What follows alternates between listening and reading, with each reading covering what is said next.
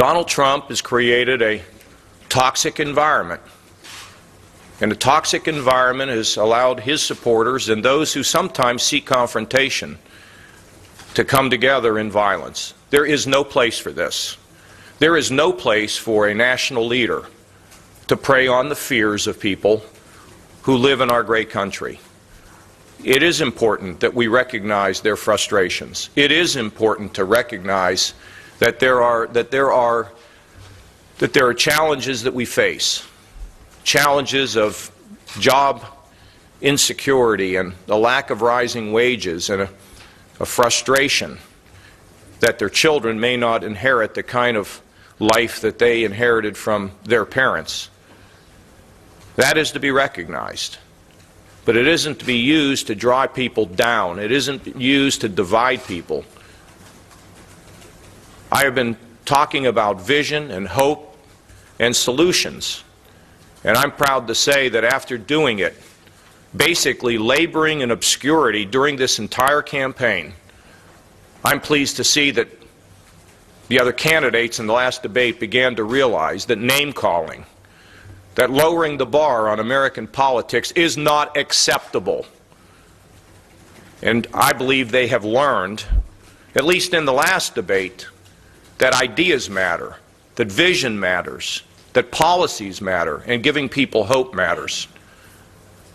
It just took too long for them to realize it, and frankly, the coverage of this campaign has been disappointing, because it seems as though the attention goes to those who call names. I refused to do it this entire campaign, even if it meant that I would be ignored, and even if it meant that I would lose.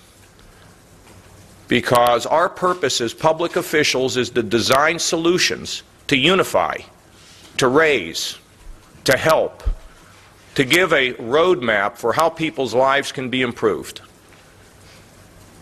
I hope moving forward that all of us, all the candidates, including the Democrats, Bernie Sanders, Hillary Clinton, my remaining colleagues who are running for President of the United States, will begin to focus their attention on how we can solve the problems in America.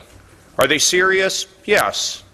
Are they resolvable? Absolutely. But we will not resolve them by dividing ourselves, including the public officials. If our rhetoric is negative, if our rhetoric is divisive, we will not solve these problems that the American people expect us to fix. But if we can work together, respect one another, allow for a discussion of vision and a path to a stronger America,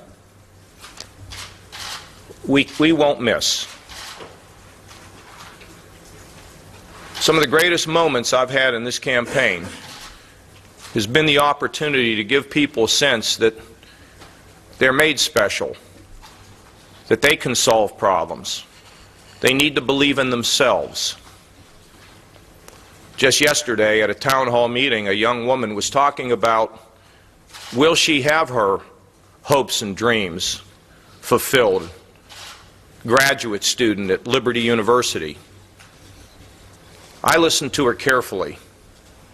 Maybe I saw a little bit of me in her. Maybe I saw a little bit of my precious daughters, to remind her that hope comes from the inside. Believe that you're special. Believe that you can make a difference. Believe that you can change the world. Maybe this is the reason why I've continued to survive in this campaign, because this message needs to be heard in America. I'm proud of what we've been able to do. We're going to continue to do it.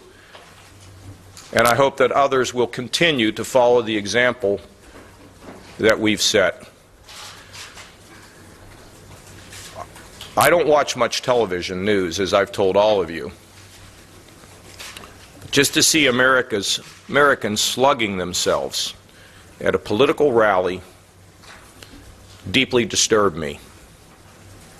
We're better than that. We're a nation that overcomes obstacles and challenges.